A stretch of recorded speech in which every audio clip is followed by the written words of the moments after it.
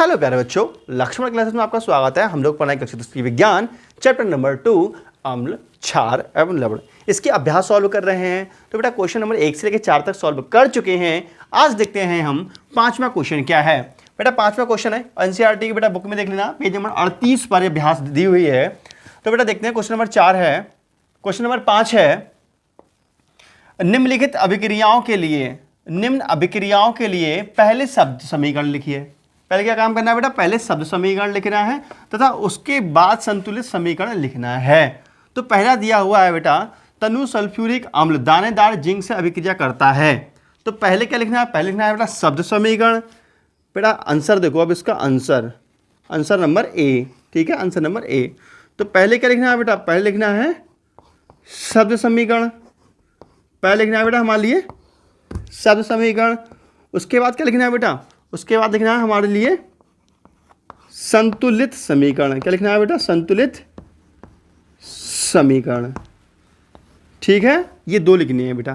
तो सबसे पहले शब्द समीकरण लिखना है, लिखा तो है बेटा, निम्न अभिक्रियाओं के लिए पहले शब्द समीकरण लिखिए, पहले शब्द समीकरण लिखिए, उसके बाद संतुलित समीकरण, पहले शब्द समीकरण लिखना है बेटा। तो बेटा शब्द समीकरण क्या लिखेंगे बेटा, देखो तनु सल्फ्यूरिक अम्ल, तनु बेटा ये लिखना है आपको ब्लैक पेन से लिखना और ऐसे अंडरलाइन कर लेना फिर, ठीक है। फिर लिखना तनु सल्फ्यूरिक अम्ल, ये सब समीकरण कहलाता है जो मैं लिख रहा हूँ, तनु सल्फ्यूरिक अम्ल, तनु सल्फ्यूरिक अम्ल, ठीक है, दानेदार जिंक से अभिक्रिया करता है। प्लस क्या लिखना है, प्लस दानेदार जिंक, क्या लिखना है बेटा, प्लस जिंक। अब एरो का साइन लगाओ बेटा। आप अभिक्रिया करता है, बनता क्या है वो आप कैसे पता कैसे बनता है, तो उसके लिए क्या काम करना पड़ेगा, उसके बेटा यहाँ समीकरण करके हम देख लेते हैं, उसके बाद समीकरण के रूप में हम लिख देंगे, ठीक है।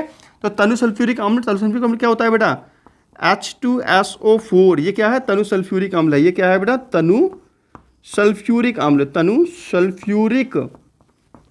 सल्फ्यूरिक अम्ल है ये, ठीक है।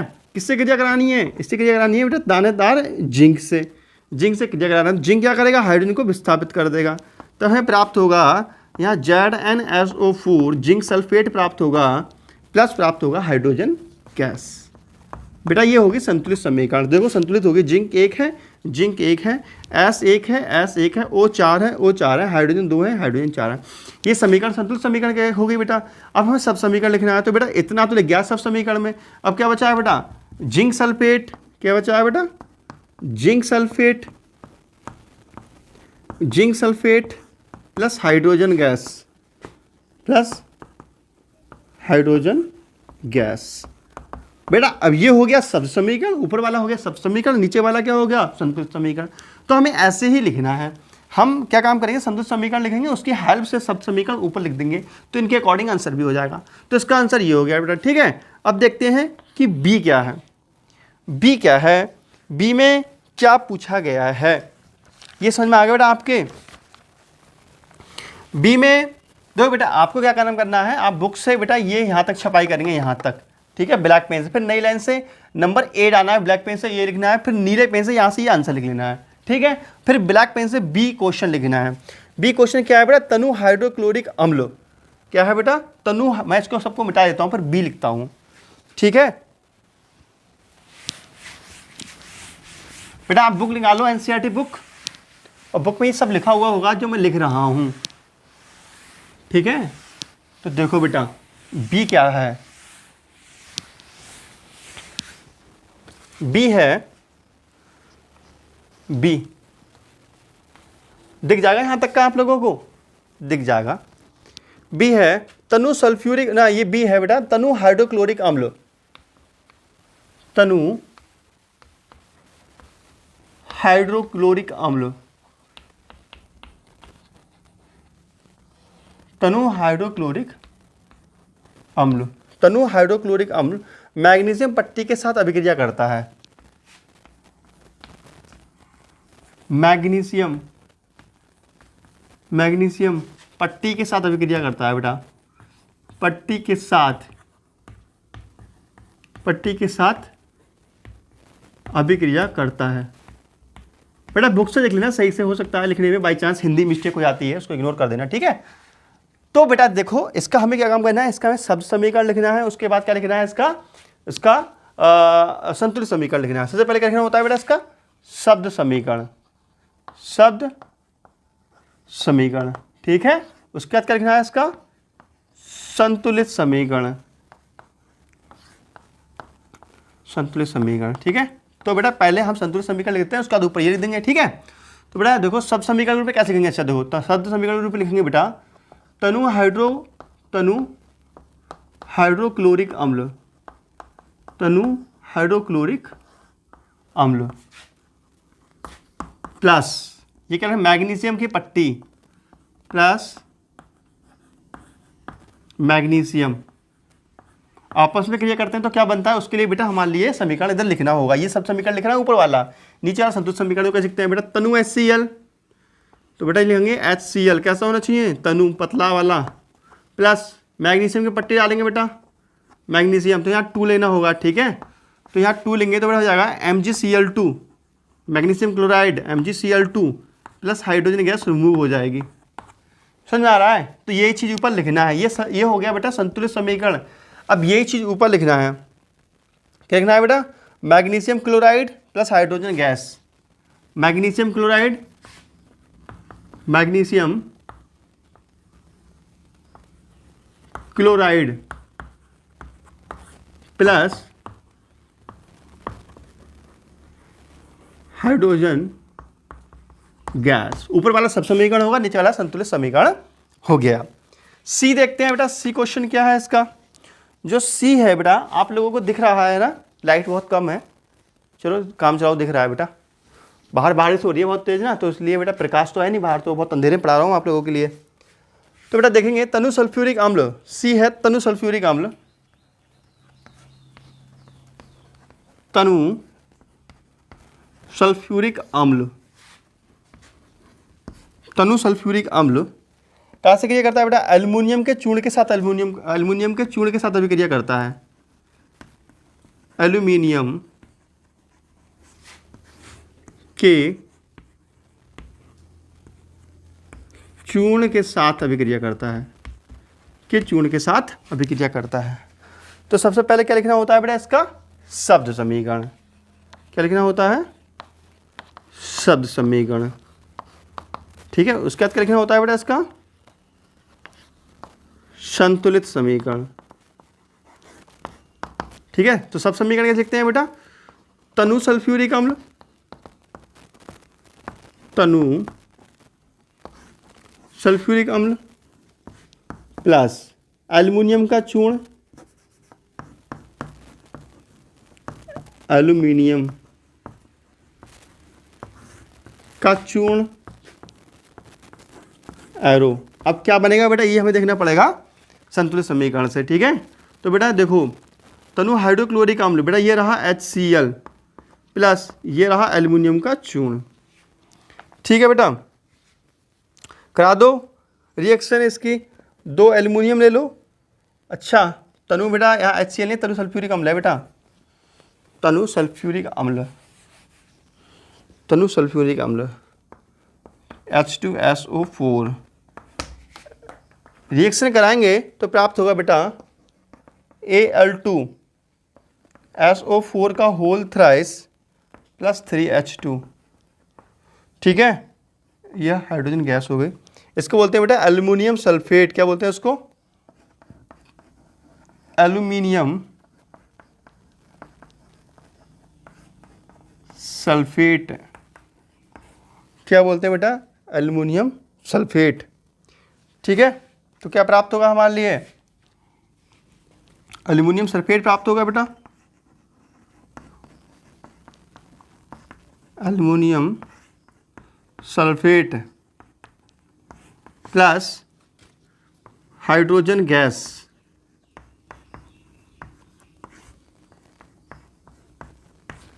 समझ में आया बेटा। इसका आंसर क्या लिखा है, लास्ट रह गया है हमारे पास तनु हाइड्रोक्लोरिक अम्ल वाला, ठीक है ना, लास्ट रह गया है। बोर ना हो बेटा, जब क्वेश्चन ऐसे हैं तो पढ़ाना तो है ही, क्या करें थोड़ा बात होना दें। एक इंटरेस्टिंग क्वेश्चन कराएंगे इसके बाद, ये देख लो बेटा,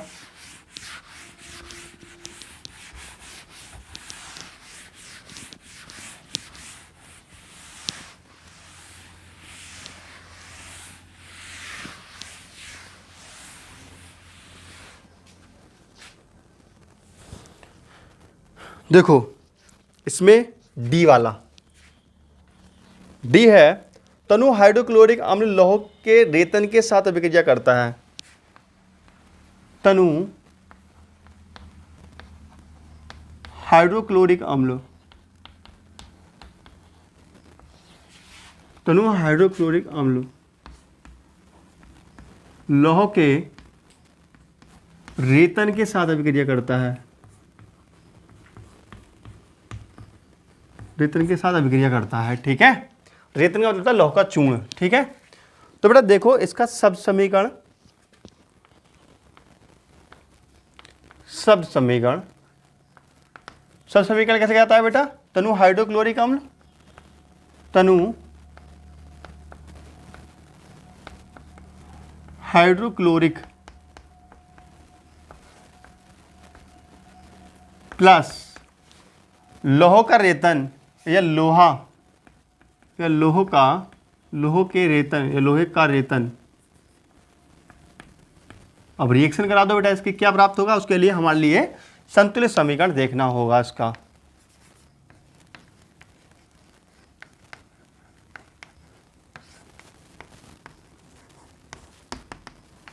देखो हाइड्रोक्लोरिक अम्ल लेना है तनु, HCl कैसे लेना है? तनु लेना है। ठीक है, लोहा डालना है इसमें, Fe डाल दो। Fe क्या होता है बेटा? लोहे का सूत्र होता है। ठीक है, तो बेटा इसमें 2 गुना लेना है तो रिएक्शन करेंगे तो ये हो जाएगा FeCl2 प्लस ये हाइड्रोजन गैस रिमूव हो जाएगी। अब आप कहो सर जी यहाँ 200 गुना क्यों कर देते हो आप? क्योंकि भैया H2 कैसे निकालोगे? ठीक है, तो इसको बोलते हैं फेरस क्लोराइड। क्या बोलते हैं इसको बेटा? Ferrous chloride. क्या बोलते हैं इसको? Ferrous chloride. ठीक है, तो हमें क्या क्या प्राप्त होता है बेटा? फेरस क्लोराइड प्राप्त होता है, ferrous chloride plus hydrogen gas. समझ में आया बेटा? तो ये क्वेश्चन आपका 5वां क्वेश्चन होता है फिनिश। ठीक है बेटा, चलो एक क्वेश्चन और करा देते हैं। क्वेश्चन है 6वां क्वेश्चन। 6वां क्वेश्चन ये है, अल्कोहल एवं ग्लूकोज जैसे यौगिकों में भी हाइड्रोजन होते हैं। बेटा जो अल्कोहल एवं ग्लूकोज है ऐसे यौगिकों में भी हाइड्रोजन होते हैं, लेकिन इनका वर्गीकरण अम्ल की तरह नहीं होता है। एक क्रियाकलाप से साबित कीजिए। ठीक है बेटा, कहने का मतलब ये है बेटा कि जैसे कि अम्लों में, क्वेश्चन ये है बेटा जैसे अल्कोहल और ग्लूकोज जैसे यौगिकों में भी हाइड्रोजन होते हैं, लेकिन इनका वर्गीकरण अम्लों की तरह नहीं किया जाता है। क्वेश्चन ये है कि जैसे बेटा HCl है, H2SO4 है, ये क्या है? ये अम्ल है। क्यों अम्ल है?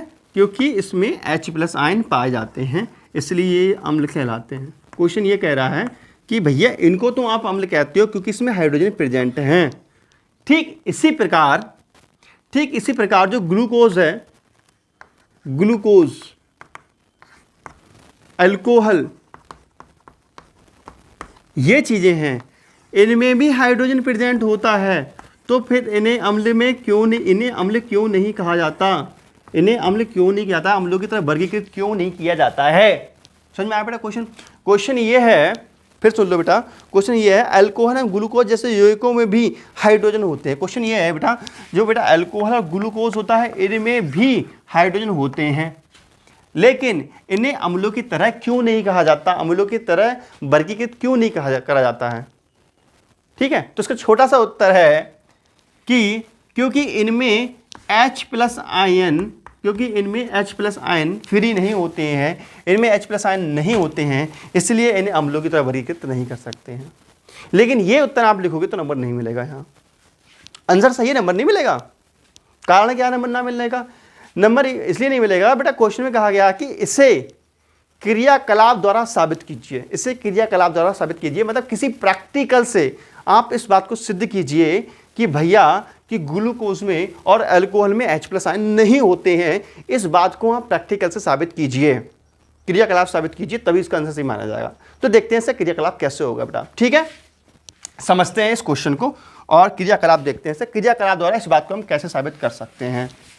ठीक है, हमें क्रियाकलाप द्वारा साबित करना है कि ग्लूकोज में और अल्कोहल में H+ आयन नहीं होते हैं। ये बात हमारे लिए क्रियाकलाप द्वारा सिद्ध करके दिखानी है। तो देखो बेटा, इस बात को हम क्रियाकलाप से कैसे सिद्ध करते हैं, ठीक है। अच्छा ये बात बताओ, किसी भी विलयन में धारा कब प्रवाहित होती है, बताओ। किसी भी विलयन में धारा कब प्रवाहित होती है बेटा? किसी भी विलयन में धारा तब प्रवाहित होती है जब उस विलयन में कोई भी आयन प्रेजेंट होता है, ठीक है। जैसे कोई कहे कि अम्ल में धारा प्रवाहित हो जाती है, अम्ल में धारा प्रवाहित हो जाती है, क्यों? क्योंकि हम कह सकते हैं क्योंकि अम्ल में H+ आयन पाए जाते हैं इसलिए धारा प्रवाहित हो सकती है। क्योंकि H+ आयन होते हैं बेटा, घूमने का गुण रखते हैं और इनके घूमने से ही धारा प्रवाहित होती है। समझ में आई बात? खैर, इन बातों को छोड़ो, आते हैं टॉपिक पर।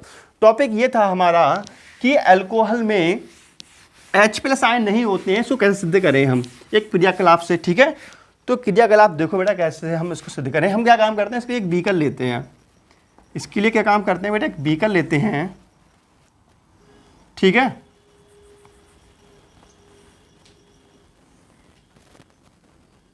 एक बीकर लेते हैं बेटा, हमने एक बीकर लिया और हमने क्या काम किया, इसमें एक कार का ढक्कन लगाया। कार का मतलब रबड़ का ढक्कन लगाया है, समझ सकते हो, रबड़ का।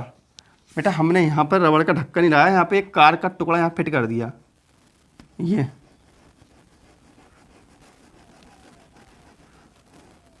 ये रबड़ है, ठीक है। ये क्या है बेटा, ये रबड़ है, ठीक है। रबड़ की कार्क, ये है रबड़ की कार्क, रबड़ का टुकड़ा मान सकते हो, ये रबड़ का टुकड़ा है। इसमें क्या है बेटा, इसमें हम 2 कील लगा लेते हैं। इसमें क्या काम करते हैं बेटा, 2 कील लगा देते हैं। 2 कील लगा दो, एक कील ये लगा दी हमने और एक कील ये लगा दी। इतनी कहानी समझ में आई बेटा। हम एक प्रैक्टिकल कर रहे हैं, जैसे हम ये सिद्ध करना चाहेंगे कि ग्लूकोज में या अल्कोहल में H+ आयन नहीं होते हैं, इस बात को सिद्ध करने के लिए प्रैक्टिकल कर रहे हैं। तो हमने क्या काम किया, एक बीकर लिया, बीकर में एक बेटा यहाँ पर ये क्या काम किया, बीकर में एक कार का टुकड़ा लगा दिया या रबड़ का टुकड़ा लगा दिया। इसमें हमने 2 कीलें फिट कर दी। इस कील के बीच में कोई कनेक्शन तो नहीं है, अलग अलग है, कुछ अलग जगह है इसलिए, ठीक है। अब क्या काम किया बेटा, इस कीलों में, इन कीलों में तार बांधा, एक हमने ऐसे करके तार बांधा और लेकर के गए। इस कील में भी एक तार बांधा और ऊपर लेकर के गए। इतनी कहानी समझ में आ रही है बेटा। उसके बाद हमने यहाँ पर एक बैटरी से इसको कनेक्ट करा दिया, एक बैटरी से। बेटा ये बैटरी का सिंबल होता है ऐसा, ठीक है। और यहाँ पर एक हमने बल्ब फिट कर दिया, एक बल्ब फिट कर दिया। और यहाँ पे बेटा हमने एक कुंजी लगा दी, चटकनी कहते हैं इसको आम भाषा में, इसको कुंजी कहते हैं। हमने ऐसे फिट कर दिया, ऐसा बना दिया इसको परपथ, ठीक है। ये क्या है बेटा, ये एक स्विच है या कुंजी है, ये एक स्विच है या कुंजी कहते हैं इसको, ठीक है। और ये एक बैटरी है, मान लीजिए 6 वोल्ट की बैटरी है। यहाँ पे कितने भी हो सकती है बेटा, 6 वोल्ट की बैटरी, 6 वोल्ट की बैटरी मान लीजिए हम ले लेते हैं, कोई सी भी ले सकते हो आप। 6 वोल्ट की बैटरी हमने फिट कर दी है, ये वाली, ठीक है। और ये क्या है बेटा, कोई भी कील है, ये क्या है, कोई भी कील है। इतना समझ में आया बेटा आप लोगों के लिए। ये क्या है, एक बल्ब है, ये क्या है, एक बल्ब है। इतना समझ में आ रहा है बेटा आप लोगों के लिए। चित्र दिख रहा होगा ना, चित्र दिख रहा है बेटा, ठीक है। अब देखो समझो इस चीज़ को, इतना समझ में आया बेटा। ये क्या है, एक बीकर है, ये क्या है, एक बीकर है। इस बीकर में हमने एक रबड़ का कार्क नीचे रख दिया है जो कि कुचालक होता है। इसमें 2 कील लगाई हैं, 2 कील गाड़ दी हैं और कीलों को तार से कनेक्शन किया है। उस कनेक्शन में हमने बीच में क्या करा, बैटरी लगा दी है और यहाँ पर इस प्रकार से हमने कर दिया है, ठीक है बेटा। तो इस कंडीशन में क्या बल्ब जलेगा, बताओ, कमेंट करो, बल्ब जलेगा बेटा? इस कंडीशन में बल्ब नहीं जलेगा क्योंकि नीचे से कनेक्शन कट है। लेकिन अगर ये दोनों तारों के बीच में हम एक, मान लीजिए किसी तरीके से हम इन दोनों कीलों को बांध दें, ऐसे करके एक तार लगा दें, तो करंट फ्लो हो जाएगा। अभी क्या है बेटा, करंट तो आ रहा है यहाँ से, जो करंट आ रहा है इधर को ऐसे आ रहा है, अभी यहाँ पे जा रहा है, फिर इधर नहीं पहुँच पा रहा क्योंकि कनेक्शन कटा हुआ है ना यहाँ से, तो बल्ब नहीं जलेगा। समझ में आ रहा है बेटा? लेकिन अब इसमें हम मान लीजिए अम्ल भर दें, क्या कर दें बेटा इसमें अगर मान लीजिए हम HCl भर दें, अम्ल भर दें बेटा, अम्ल भर देंगे तो क्या होगा, इसमें H+ आयन प्रेजेंट होंगे। अब H+ आयन क्या होंगे, H+ आयन जब प्रेजेंट होंगे तो H+ आयन क्या काम करेंगे, H+ आयन जो होंगे वो इस करंट को H+ आयन लेगा और ये इधर को ट्रांसफ़र कर देगा, तो इसमें बल्ब जल जाएगा। समझ में आ रही बात? कहने मतलब बात यह है बेटा, जब इसमें अम्ल डालते हैं तब ये बल्ब जल जाता है। इससे ये सिद्ध होता है कि अम्लों में H+ आयन होते हैं। लेकिन अगर इनमें अम्ल की जगह बेटा अल्कोहल डाला जाए, क्या डाला जाए? अल्कोहल डाला जाए। क्या डाला जाए बेटा? अल्कोहल डाला जाए या ग्लूकोज डाला जाए तो ये बल्ब नहीं जलता है। इसका मतलब ग्लूकोज और अल्कोहल में कोई भी H+ आयन प्रेजेंट नहीं होता है, इसलिए हमारा बल्ब नहीं जला। ये प्रैक्टिकल हुआ। समझ में आया बेटा बात आपके लिए? क्लियर हुआ बेटा? अगर इस बीकर में हम अल्कोहल डालते हैं, ग्लूकोज डालते हैं तो बल्ब हमारा नहीं जल रहा है। इससे ये सिद्ध होता है कि अल्कोहल या ग्लूकोज के अंदर H+ आयन है ही नहीं। अगर होती तो बल्ब जल जाता। समझ में आया? तो क्वेश्चन ये था कि जो ग्लूकोज और अम्ल होते हैं, इनको ग्लूकोज और अल्कोहल होते हैं। क्वेश्चन ये था जो ग्लूकोज है, क्वेश्चन ये था बेटा कि जो अल्कोहल है, क्वेश्चन ये था जो अल्कोहल है एंड ग्लूकोज है, इन्हें अम्लों की तरह वर्गीकृत नहीं किया सकता। अम्लों की तरह क्यों नहीं किया सकता? एक प्रयोग द्वारा बताइए, एक साबित कीजिए। तो बेटा अल्कोहल और ग्लूकोज को अम्लों की तरह वर्गीकृत नहीं किया सकता क्योंकि इनमें H+ आयन नहीं होते। छोटा सा उत्तर हो गया, लेकिन हमें असर उत्तर नहीं देना है, हमें उत्तर देना है प्रयोग द्वारा। ठीक है, क्रियाकलाप द्वारा देना है। तो हम लिखेंगे ग्लूकोज। इसका आंसर तो कैसे लिखेंगे बेटा? ग्लूकोज और अल्कोहल को अम्लों की तरह वर्गीकृत नहीं किया सकता क्योंकि इसमें H+ आयन नहीं होते हैं। इसे हम निम्न क्रियाकलाप से साबित कर सकते हैं। ठीक है, समझ में आया कैसे लिखना है? ठीक है बेटा, देखो तुम्हें क्या काम करना है बेटा, अभी बनाना है चित्र बनाओ। इसको चित्र बनाना है। ठीक है, और इसमें हमने क्या चीज भर दिया? इसमें मान लीजिए हम अल्कोहल भर दिया। तो बेटा देखते हैं इसका आंसर कैसे लिखना है।